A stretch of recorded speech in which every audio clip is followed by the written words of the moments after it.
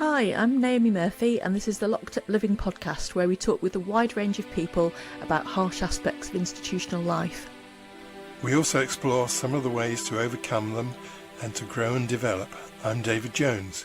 So join us every Wednesday morning, 6 o'clock UK time, for a fresh podcast. Today we're meeting with Duncan Craig, and very nice for you to come along today, Duncan. Very pleased to meet you. Can you say a few words of introduction just to tell us who you are? Yeah, so thank you for having me. My name's Duncan Craig, and I'm the founder and chief executive of We Are Survivors. We're a regional-based charity working nationally with boys and men affected by sexual abuse, rape, and sexual exploitation at any point in their life. Thank you. Welcome, Duncan. Good to see you again, and really nice of you to come and join us on the podcast. Thank you. In 2009, you set up We Are Survivors Manchester, didn't you? And I wondered if you could say a little bit about how this came about and how you realised there was a need. Yeah, of course. So yes, you're right. So in 2009, we opened the doors of what was then called Survivors Manchester, and the organisation kind of was a few years in the oven. It wasn't oven ready, to coin a phrase. It was an idea that had been, I suppose, like just dotting around my head probably since about 2005, 2006. I worked in drug and alcohol services, and I kept coming across lots of individuals who, when we were kind of supporting people to get into treatment, and what I mean by that is detox and rehabilitation services, people often talked about the root cause, for want of a better word, of their addiction, of their drug and alcohol use, was about trying to hide something, trying to forget something. And I think probably began to sort of recognize some of those tactics, some of the, I don't know, like real essence of, oh yeah, I know what it's like to hide. And I'd always kind of put that down to, I guess, being a gay man, that sort of that coming out. Lots of LGBT people feel they know what hiding is about. And then fast forward into 2004, 2005, I went into therapy to try and deal with some of the feelings that I was having, depression, anxiety, some suicidal thoughts that I'd been having at that point. Felt like I really got a grip of my own mental health, and decided to go and train to be a therapist. And that's when it all started unraveling. And about 2005, 2006, I was faced with, and I say that on purpose, I was faced with the realization that I was a survivor of childhood sexual abuse and later sexual exploitation. And actually, quite a lot of the thing that I'd been seeing in my therapy room, and particularly with individuals that I've been working with in drug and alcohol services, the thing that I'd been experiencing a familiarity with was, oh, yeah, because I'm a survivor, that's why. There was no support for males. I got some brilliant support on the telephone from a couple of rape crisis centres, one particularly in Greater Manchester, who, I suppose, for the goodness of the person that answered the phone, because they're not organisations that support boys and men. The woman at the end of the phone just spoke to me, and I thought I need a bit more of this, and I ended up having to travel to down south, to Wiltshire, to kind of get my support, and thought, no, this is stupid. Something needs to be done more locally. And after I qualified as a therapist and did quite a lot of research and got the right people, decided to pull a board of trustees together, and we opened the doors. And as I say, in 5th of February 2009, we opened the doors, and it's been a roller coaster ever since. Thank you. And I was interested that you use the word faced with when talking about your own kind of like realization Yeah, about your experiences, and wondered if that's particularly significant actually for male survivors. I think so. Yeah, I think there is the faced with. The reason why I use that is because it feels harsh. It feels hard. The reason it feels harsh and hard is because I say this quite often when I'm teaching, or often in conversations such as this, is that because society hasn't been very good at talking about male sexual violence and male victimhood, and actually, if we pushed it even further, society hasn't been really great talking about male vulnerability. We're very good about talking about male violence as men committing acts of violence, but we're not very good at talking about male vulnerability, men as victims of violence, sexual violence, domestic abuse, etc. So this faced with is exactly what it means. Is that for me, I talked about my experiences so often with friends, for instance, but I'd never called it abuse. I'd never called it rape. I'd never called it sexual violence. I'd never called it sexual exploitation, and neither had they. And partly because the way I presented it was often in the realms of I was the one in control. I was the one that was engaging in certain activities. Never once did it ever occur to me that, the first time things ever really happened, I was like about 11 and the person was 53, 54. Never once did it occur to me that the power dynamic in that. And I suppose because I'd narrated my story in a way that I suppose my brain just went, yeah, you're not ready to hear this, sunshine. Here's a different way of thinking about it. So then being faced with it is that faced with the truth, the facts. So I think my story is not uncommon by any stretch of the imagination. And I think the reason it's not uncommon is because we don't talk about male vulnerability. And therefore, when men have these realizations, they are faced with the reality. As you were talking, I was reminded of the story in the press where Peter Tatchell had responded to discussions about boys being Yeah. abused by saying, that that's not always abusive. And, at the time thinking, there's something going on intellectually there, isn't there, to Mm, manage the experience and make it yeah. seem like it's not abuse. Where if Yeah. that was an 11-year-old girl and a 53-year-old man, for Yeah. instance, Absolutely. there's no one on earth that would say that wasn't. Completely. I think there's some. I mean, I really struggle with a lot of what Peter Tatchell has said over the years. I understand where he's coming from intellectually.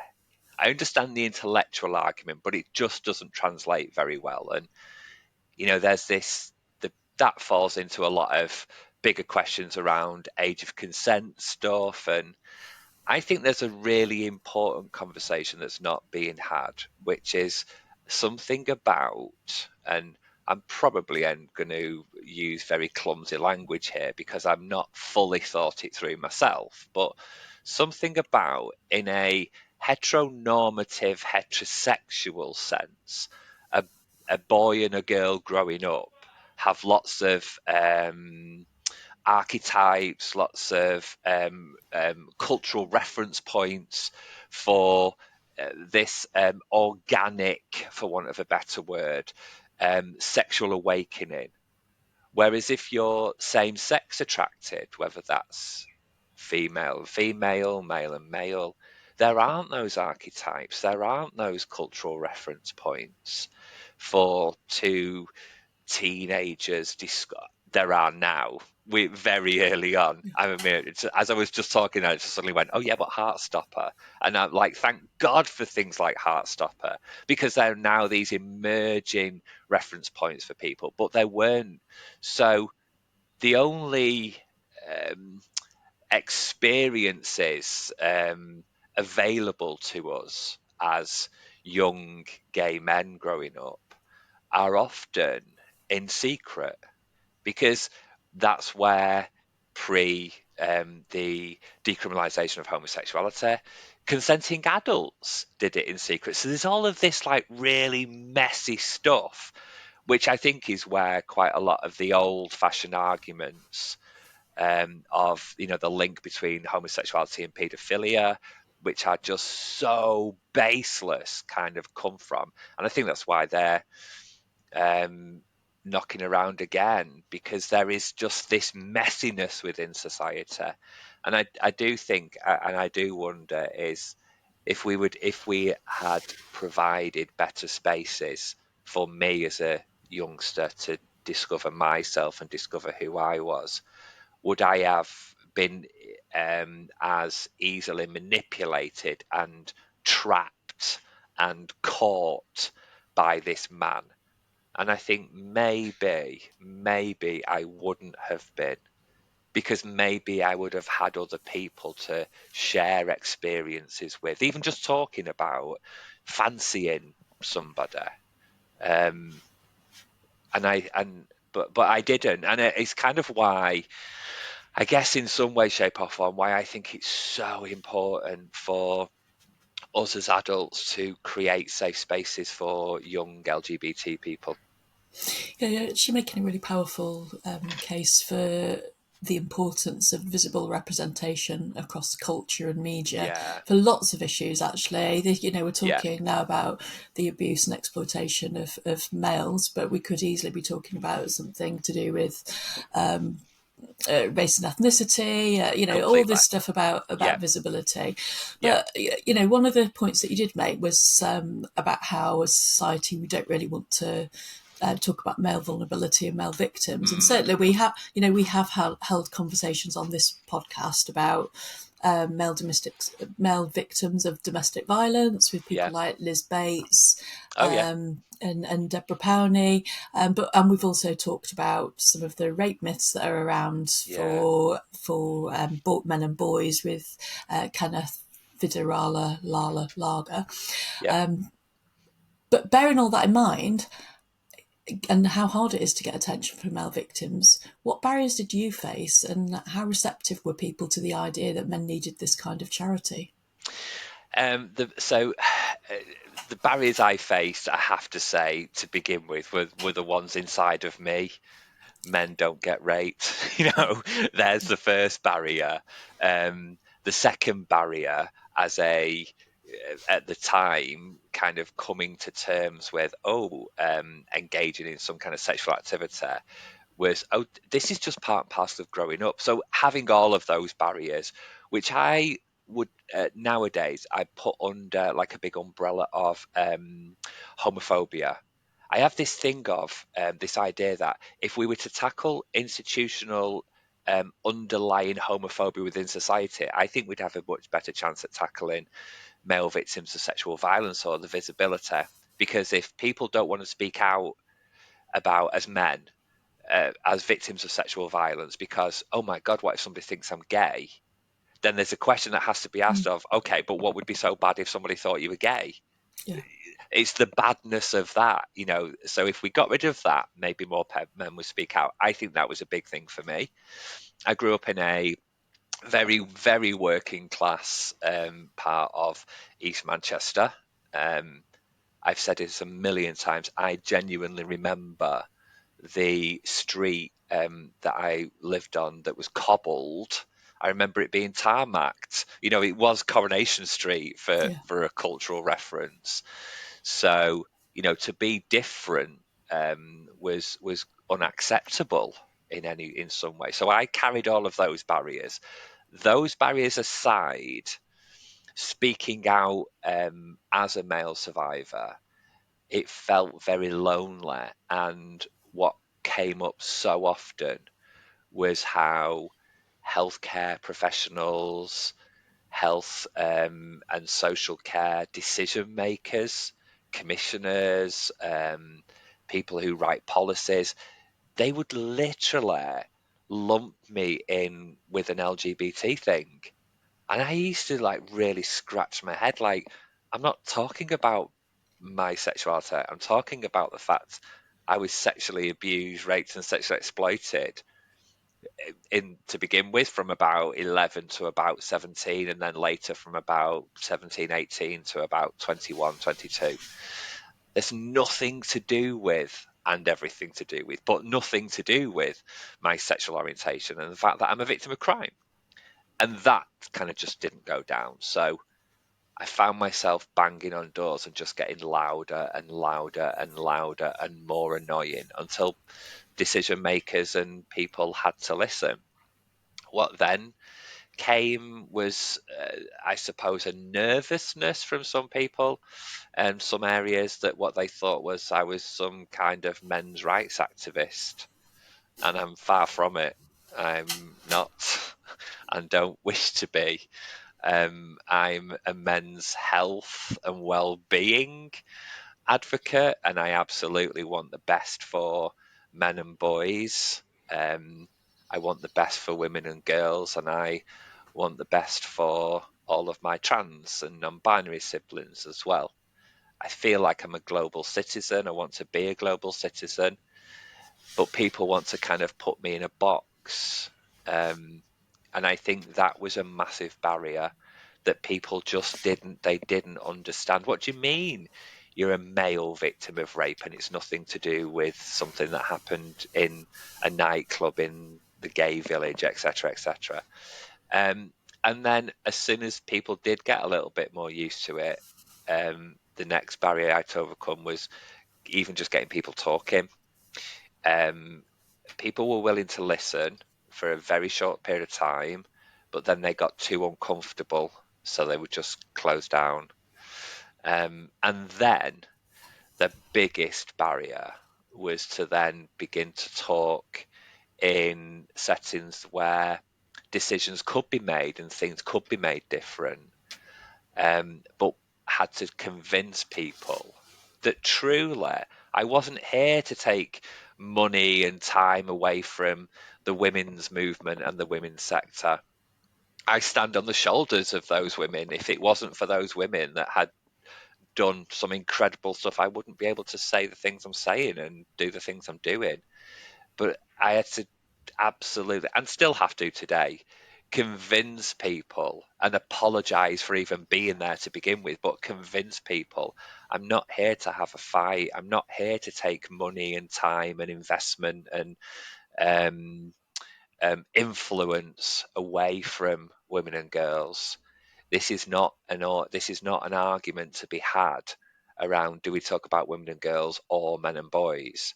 This is about survivors, and all survivors deserve to be heard because we did nothing wrong.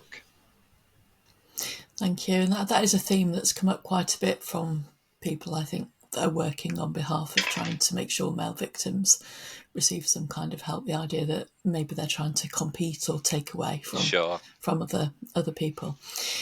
What kind of services does We Are Survivors offer? So we have a three-tiered approach to service delivery. So we want to try and provide services where people don't necessarily have to tell us who they are. So we have websites, we have kind of online activities where people can kind of engage with us anonymously. Then we'll have services that are kind of face to face or voice to voice, so kind of telephone helpline, drop in, where people can kind of come in. They have a very, very simple assessment. And if somebody wants to come in and say, my name's Kermit the Frog and I'm 60, and quite clearly they're not Kermit the Frog and they're not 60, whatever. If that's how you want to be for the moment, I'm fine with that. And then we have services where we'll do kind of full care planning assessments and from helping people get into things like one-to-one psychotherapy, group activity. That's all community-based. And then over the past 10 years, we've been working heavily in prisons and secure settings. So just slightly prior to Operation U-Tree, we started doing a little bit of work in some prisons, and then Operation U-Tree hit and the world changed. And then for the past 3 years, we've been expanding our prison offer to look across all 15 of the prisons in the Northwest. And then very, very recently, our model was taken and commissioned, and we had to go through a open competition of tendering. It's very boring, very difficult. And a couple of weeks ago, we were awarded the contract for 5 to 7 years. So for the next 5 to 7 years, our outspoken program, which is one-to-one therapy for survivors and individuals who've experienced trauma, who are in prison, both male and female estate. So we work with our sister organisation at Great Manchester Rape Crisis to deliver the female estate. And then we're slowly beginning to develop, well, what does that look like of when someone's coming out of prison back into the community? How can we work through that bridging, that gap? So, yeah, it's really exciting. What a fantastic achievement, and fantastic to hear Thank that you. that kind of work's going to be happening as a matter of routineness in the Northwest. Because certainly working in prisons for many years, both David and I are well aware of just how prevalent those Yeah. kind of histories are for people who end up in prison, and it's the services that are available are very few and far between as ordinarily. So fantastic. Yeah. We're effectively the first organisation to develop, create, and deliver a survivor service in prisons, and I think there's been so much avoidance of that demographic of sexual violence and prison. People often think, oh, that means we're talking about prison rape, and we're not. I mean, sometimes we are, but more often than not, what we're talking about is adult survivors of childhood sexual abuse, people who have experienced some of the most horrible things as children, and life and their decisions have taken them down particular paths and resulted in so many cases, quite rightly so, resulted in them being in prison. However, those individuals, I believe, regardless of what they've done, have and should have the right access to treatment, to support as victims of crime. Yes, of course, there are victims of crime because they've committed the crimes, but they still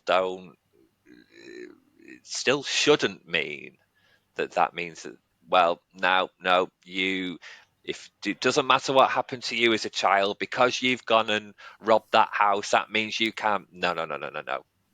That's not how my world works. Yeah, 100%. I know working in Whitemoor Prison in the particular service that I worked in, I think about 65% of the the men had got a history of sexual abuse, often Oh by yeah, multiple perpetrators. yeah, But I think one of the figures that was really interesting was that 62% of them had been sexually abused by at least one woman. So yeah, yeah. quite There's 52%, sorry. Yeah, there's really high prevalence rates. And actually, if you when you begin to speak to staff in prisons, they've been crying out for this Yeah. service for years and years. And I mean, like decades. I'm just maybe a very, very, very, very, very tiny percentage of people, wake up one day and decide to commit some of the most hideous crimes in the world. But the majority of men I've come across, and women over the years in prison, in drug and alcohol services, they just didn't wake up one day and just decide to commit crimes and be naughty and do terrible things. I often think we sometimes in society, we forget that there's often reasons. And actually, I'm not there to support some individuals' guilt and shame about what they've done. I'm there to support an individual to deal with what happened to you, not what have you done, what happened to you, because you deserve the space and time to be able to work through that. And if we've got some model around learned behavior, etc., well, let's help someone unlearn it and relearn something new. If we're going to tackle sexual violence, it's not, the numbers show us that the issue isn't going down. In fact, arguably, data now suggests to us that the issue is going up more and more and more. So it's not just that more people are now talking about what happens to them, it's actually we've got more and more people this is happening to. So Einstein's definition of madness, doing the same thing over again and expecting a different result, is broken. If the numbers are going up, it's broken. We need to do something different. And if we are going to tackle recidivism, we have got to start looking at what happened to these people who are committing these crimes. Absolutely. But sticking with the numbers theme, Duncan, what kind of demographic data do you have about the men and boys who use your service? So overwhelmingly, about 85% of the individuals that access our service are heterosexual, which often surprises people. We, as a mainstream service, and I say mainstream, we're a mainstream specialist service. What I mean by that is that we're not a service that's specially for men of colour, for instance. So overwhelmingly, the men that access our service are white British. However, we have a growing number of black and minority ethnic men of colour accessing our service. That's so South Asian men are the demographic that's growing.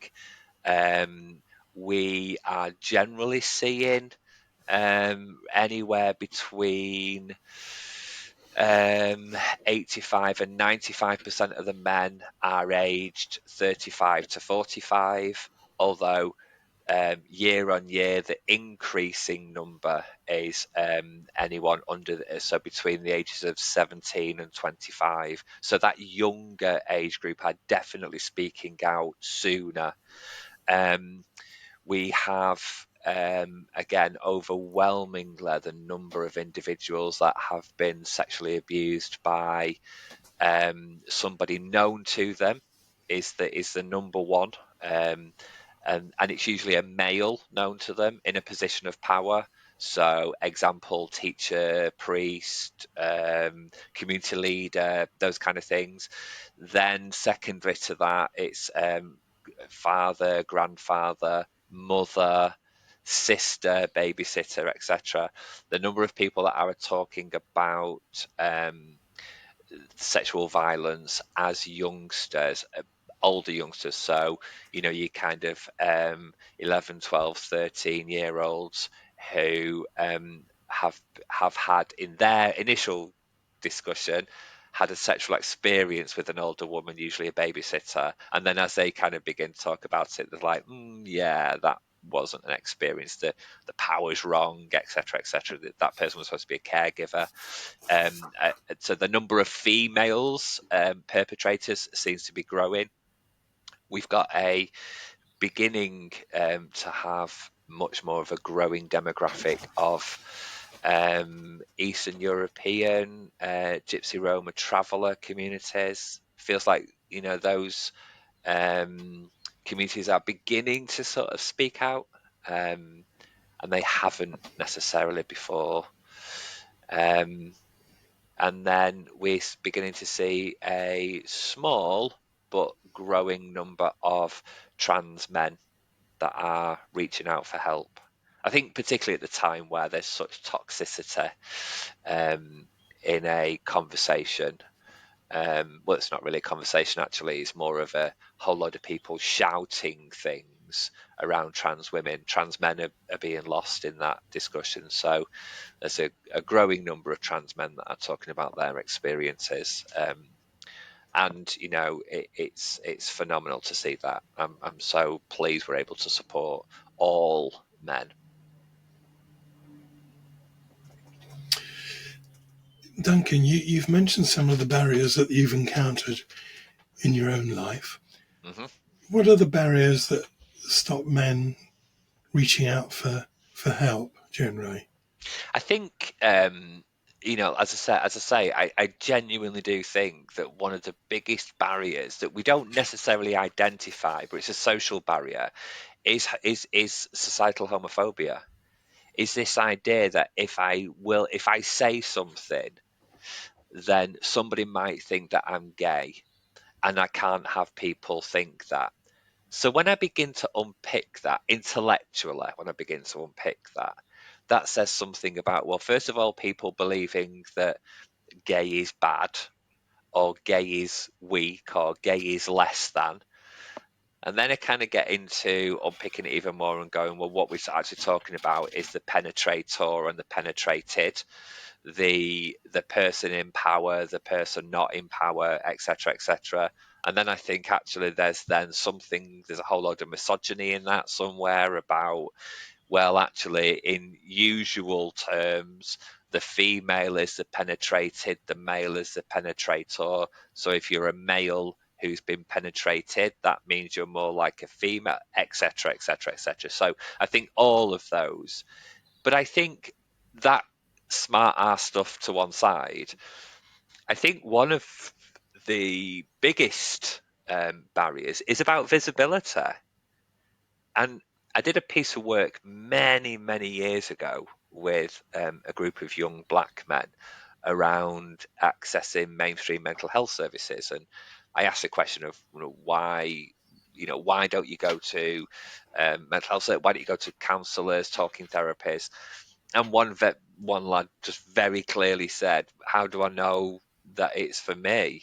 And every poster just had like a middle-aged white man on it. Everybody in the building seemed to be middle-aged white women. And I suppose it was just a real realization for me about, well, yes, of course.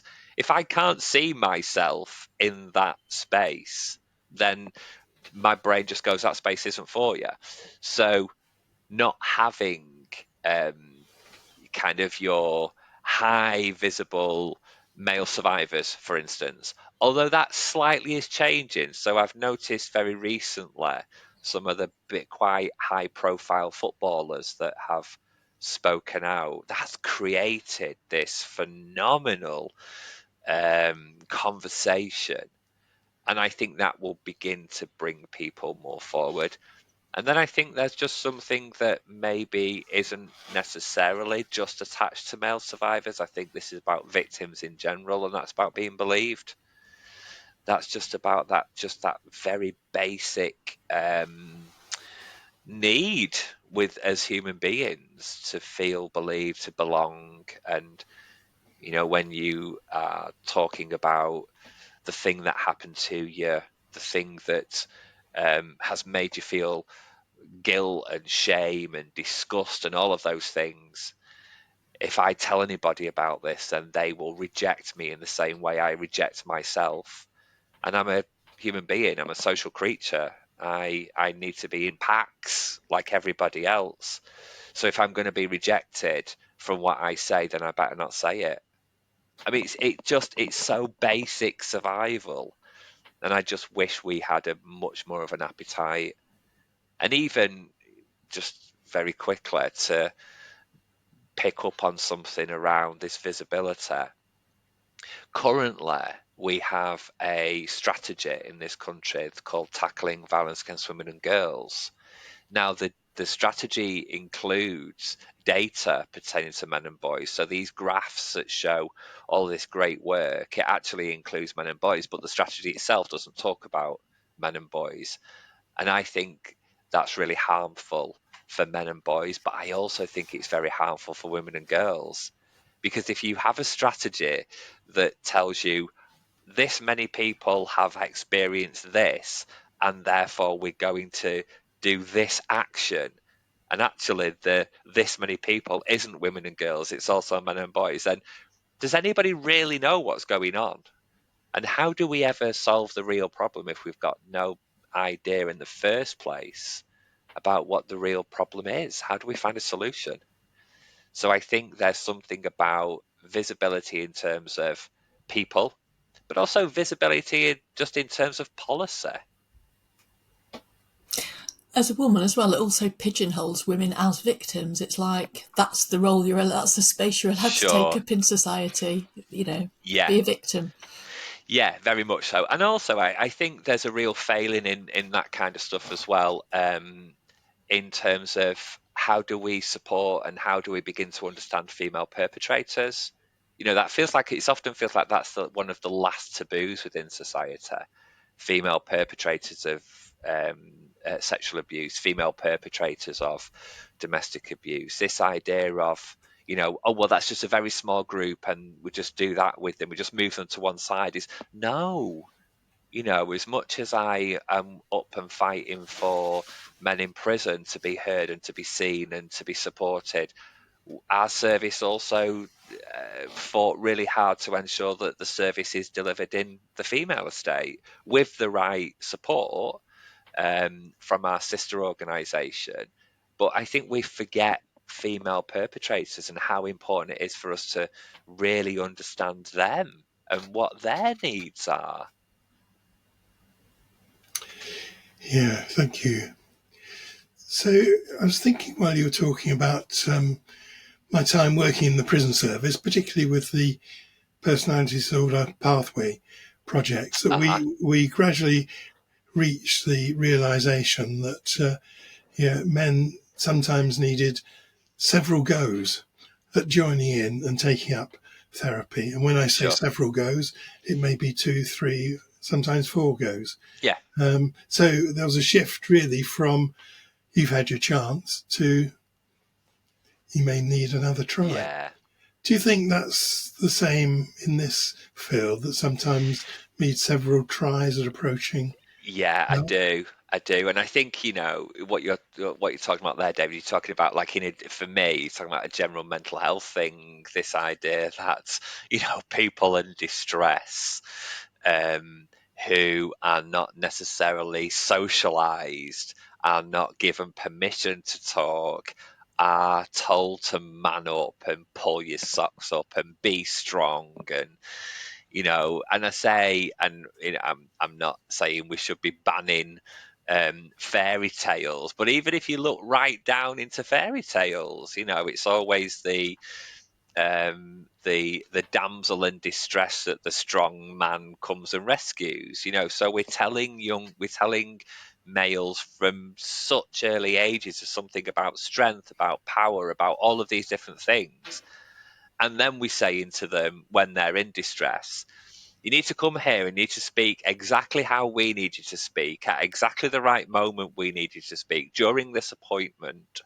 And if you don't come that time, then clearly what that means is that you're not ready or you don't want to. And so we're going to close your case. It is the most bonkers thing I've ever heard. But yet, this is what we do constantly.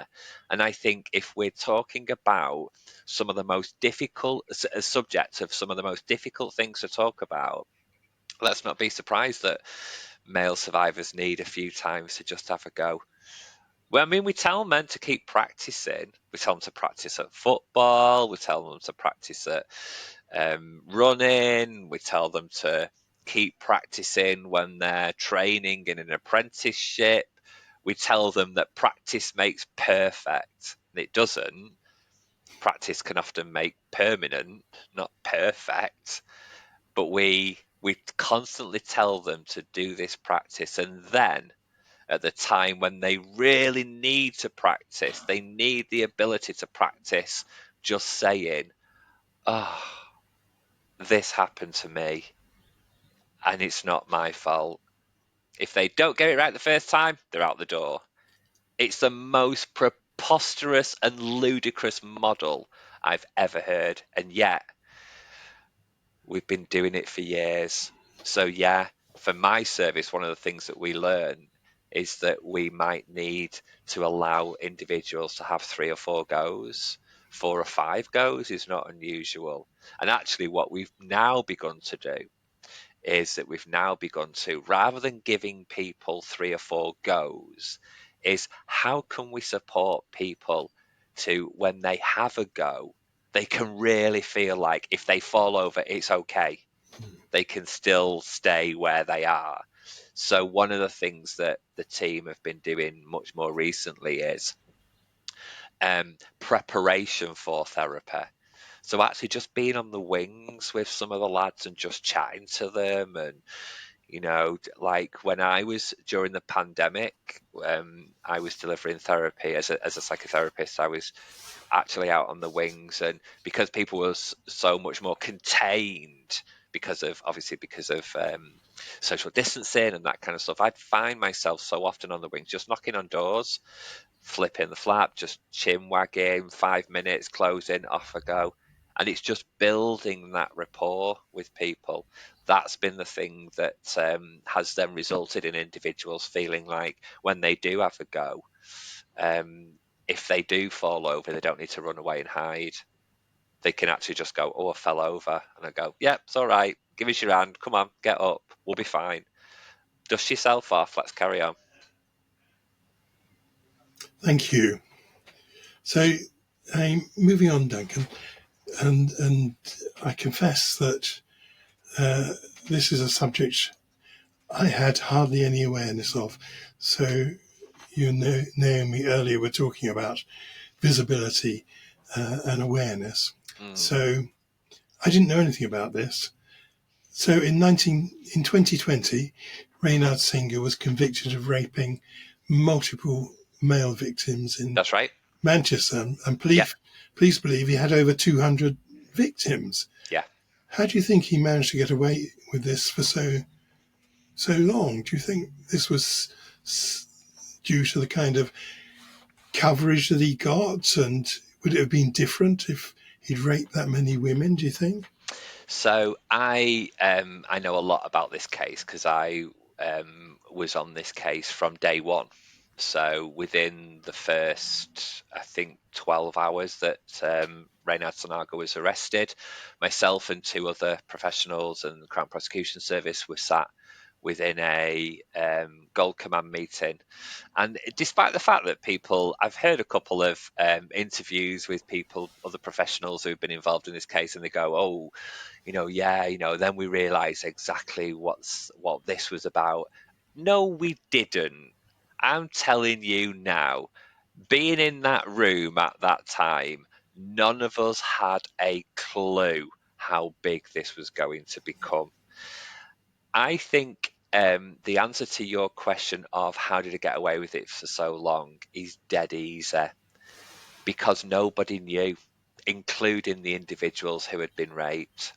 They didn't know that it had happened. The reason they didn't know it happened is because Sinaga was evidentially is there's a big question around this, but there is overwhelming circumstantial evidence to say that he was drugging people. So what we think he was doing was, we think that there would have been something like GHB, so an odorless, colourless, tasteless liquid that could be slipped into somebody's drink, that someone could drink it and then literally be knocked out. So completely out for the count. Not only out for the count, but if you know anything about kind of drugs and psychotropic drugs, then you know that GHB is a depressant. So it depresses the central nervous system. It slows everything down, which would mean something like muscle as well. So trying to be the politest I can be on this podcast, the idea that then when somebody's raped and they're penetrated, all muscles would be relaxed, over relaxed, which then means that the level of injury or bruising would be kind of non-existent.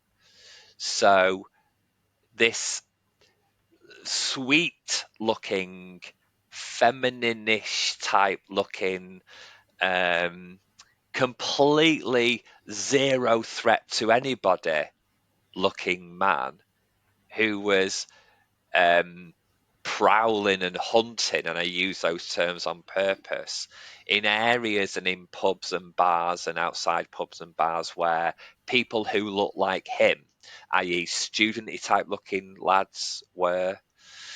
Um, he he found like the perfect hunting ground. All of the men, overwhelmingly, the majority of men who Sinaga raped were heterosexual.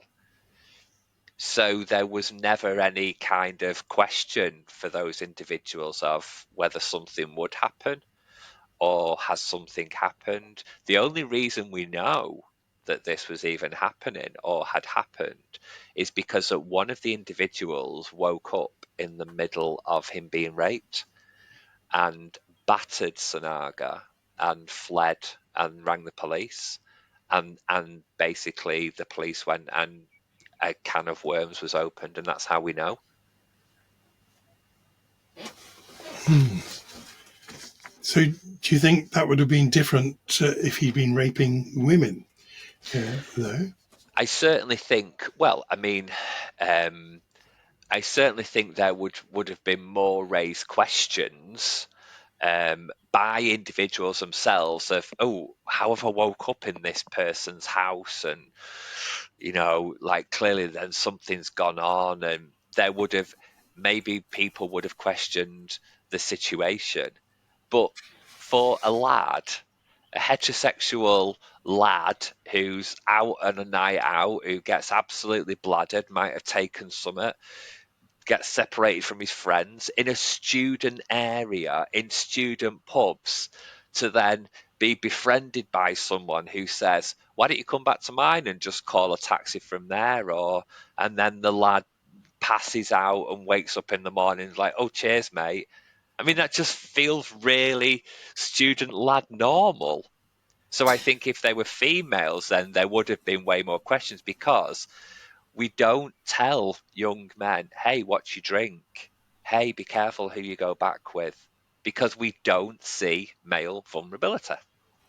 And how about the coverage afterwards, Duncan? David, were you saying you hadn't heard of this case?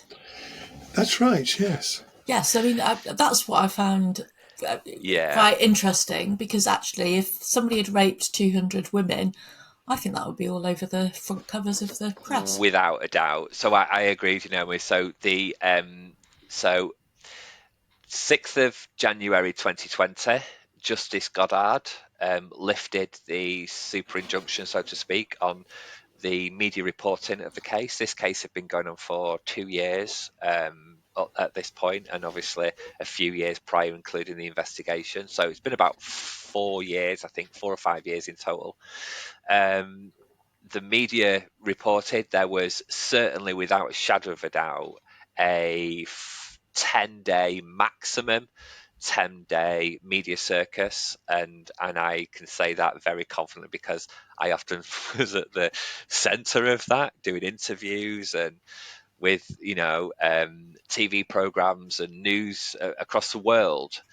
Then it sort of died down a bit, and then I'm very, very, very aware, for all of my critics, because I'm often saying this, I'm very aware that only 2 months later, we went into lockdown, and then we had the global pandemic. So I'm very aware that other news took over. However, just to kind of pull your point up, Naomi, I think I think at the last count, police believed it was like 237.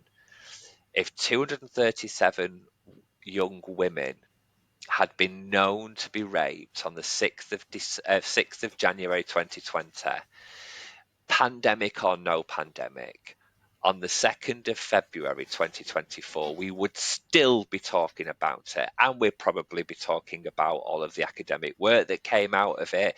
I would suggest we'd probably be talking about the film where someone won an Oscar. for their portrayal of somebody. And yet, here we are, three quite well read, quite well socially aware adults, and only two of us know about this case. The biggest rape case in British legal history. Not the biggest rape case of men, the biggest rape case in British legal history ever. And yet, very few people are talking about it. And I constantly say, why? What's the reason? And the only difference that I can come up with, and I'm so open to anybody challenging me on this, because I'm desperate to think this isn't the reason. The only reason I can come up with is these are all males. A majority of them are heterosexual. And it's a bit like heterosexual males and rape. We're just not ready to talk about that yet, because it's going to involve us talking about bits and bobs of which we don't want to talk about unless we put that into the frame of homosexuality. And far more importantly, we're not ready to talk about male vulnerability. Good. Well, thanks very much for that. That's a chilling tale, really, isn't it? Mm. Duncan, you've previously had a career as a press officer in the TV industry. Yeah. Why did you leave that field? So it was more in theatre. So I started my career at Granada, and then went on to theatre. I left that because a number of reasons. I think it was just probably subconsciously, preconsciously. Maybe it was sort of in my awareness, but peripheral vision, that it was quite toxic for me, because the access to partying, the access to being a completely different person was affording me the ability to do that, but that was not healthy. And I don't know. I sometimes think, I wonder whether I got tired of pretending, because it was only a few years later, after leaving that all of that media world, that I began to sort of start slowly breaking my silence. Um, that's the polite, clever answer. The hard truth answer is I just got so sick of dealing with people's egos. I really did. And I often say I wanted to go and do some work, because I left all of that to then go and work on a busy city centre needle exchange with injecting drug users and sex workers. So I wanted to go and work with people who really did have problems. Yes, well, that's a very interesting move that you made there.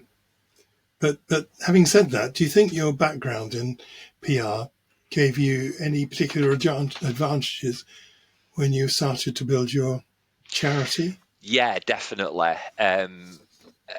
One of the sort of couple of things that I've always been praised for is something about the style, the look, the brand.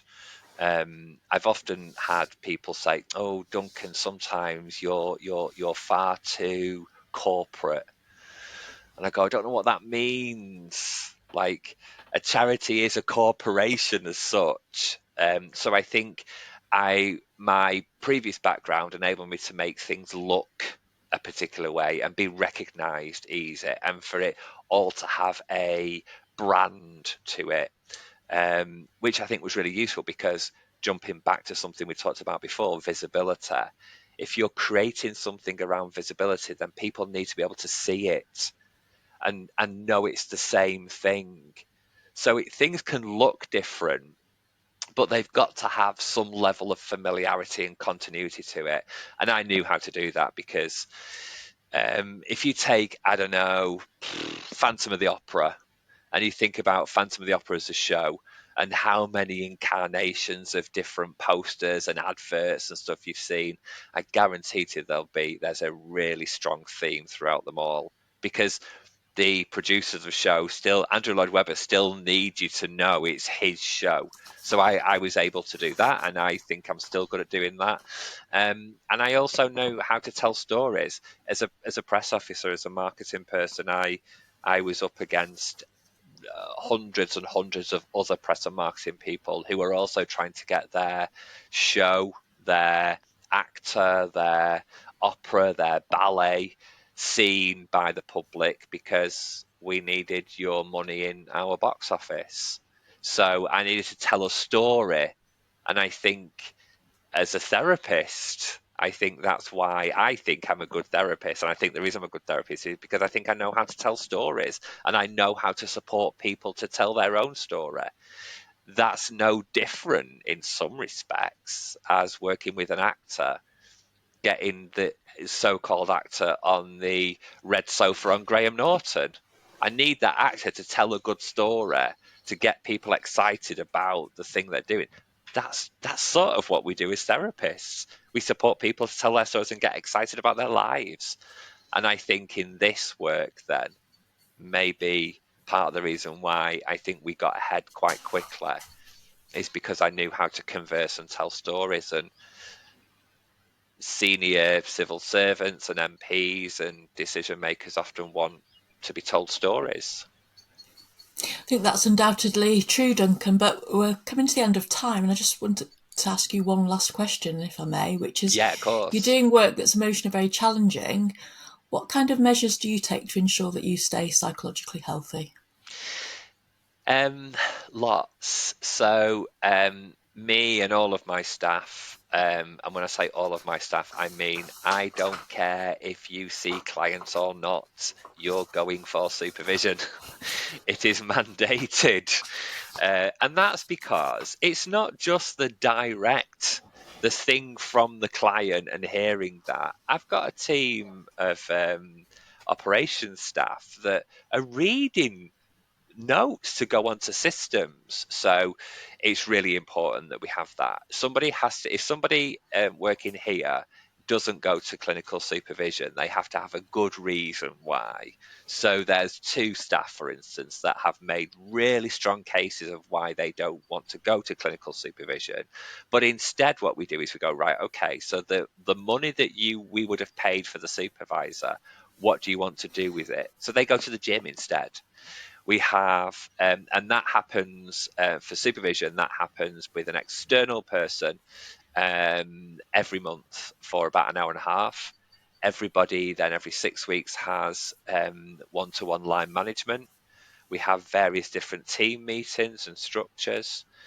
Um, we have a culture, I think, I hope, we have a culture of openness and transparency. As an organization, our values of transparency, integrity, understanding, and responsiveness are things that we have to hold as individuals. We ensure that people feel like they've got the ability to just chat to other colleagues. I make sure that there is spaces for people to go and have something to eat.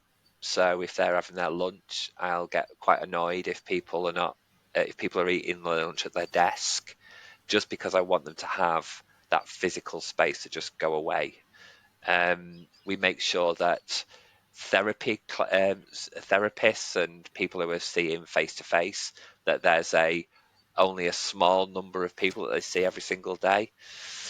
And also, it's my job to be a bit more of a clown, because laughing and just being silly actually helps us process and realizes that, the world isn't necessarily all terrible, and we're working with some of the most horrible, terrible things in ever. I was recently in the International Criminal Court. I'm doing some work with the ICC at the moment. I can't even begin to tell you the things that I saw and heard and talked about, but I'm still sat here just being daft and making sure that we can all just still be a bit daft. And me personally, one of the things is I have spent years cultivating a internal micro environment where my friends don't ask me about work, and I get home sometimes and I drop my bag and don't even say hello, and I just go straight upstairs for a shower, and that's my transition. Mm-hmm. And also, I watch things when I want to watch things. So if there's the latest something or other on telly that everybody decides that they want to watch, and it's usually something serial killery or Jimmy Savile or something like that, I don't watch it when everybody else is. Because what happens then is I get the opportunity to say to people, yeah, no, sorry, I didn't watch it, which means I can't talk about it. I'll watch something daft instead.